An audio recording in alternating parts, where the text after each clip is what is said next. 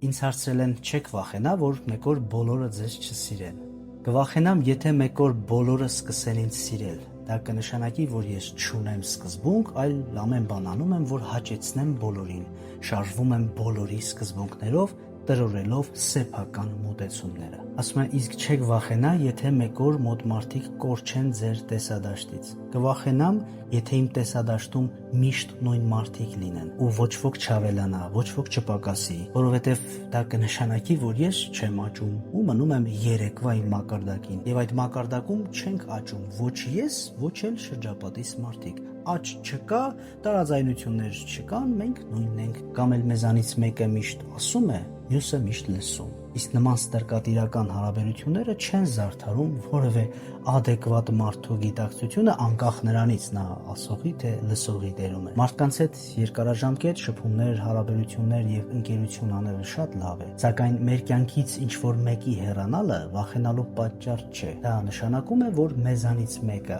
աճել է, մյուսը ոչ։ Գնահատեք ձեզ։ Ես գիտեմ, դուք կարող եք։